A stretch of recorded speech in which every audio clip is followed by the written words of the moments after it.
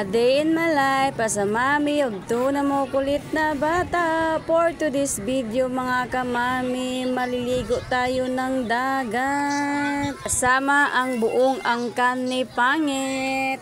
Sa tinuod lang mga kamami, wala gid mi nangadto dira para mga ligo. Nangadto mi dira para kandulian ang igsuon ni Pangit na pangtatlo kay nakuan ba nabuyagan daw ni siya, tapos na din nagdaot sa iya nga nakalaban daw ni niya mo nang kandulian daw ni dire daw sa banda sa dagat kay suko daw kay tuyang nakaaway sa iya mo nang nangaligo mi on the spot kay tungod kanang kuan daw siya kanang kandulian daw siya dira kay para daw maayos na daw na yang igsuon daw kay galubog naman siya pila ka adlaw niya giadto nila og hospital wala man di pwedeng ang doktor. Tapos nag-adto sila og kanang manggagamot ba. Dito na balan di ay nga kuan nga gidaot din na siya sa iyang nakaaway daw. Mo ingon sa manang balay mo nang gipakandulian siya sa dagat para daw maging okay na daw to para ang katong gigubuhat sa iyang kalaban sa iya ha makakuan ba malabanan.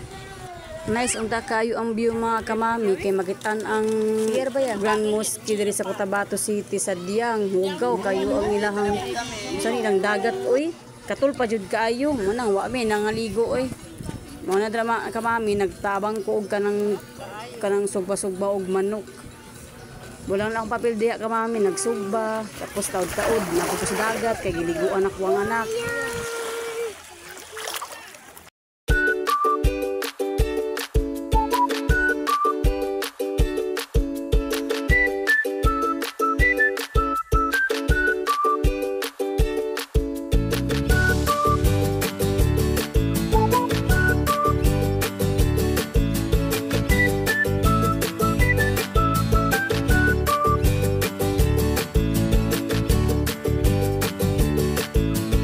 At may kantahan din palang nagaganap dyan mga kamami.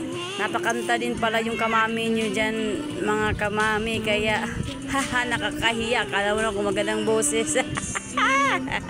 Bahala kayo dyan basta ako'y kakanta. Kung hindi nyo ako mapipigilan. Ayan na.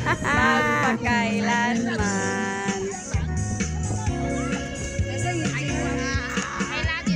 Ang isang pag-ibig ay parang langsangan kaya pananaluhan kaya't sa aking awit tayo ay magbigayan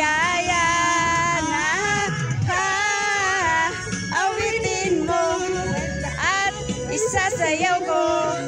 At sobrang enjoy na mga Junakins ko dyan. Alhamdulillah. Thank you sa araw na ito na magkakasama kaming lahat. O siya mga kamami. Bye. Thank you for watching. Please follow, like, and share my video.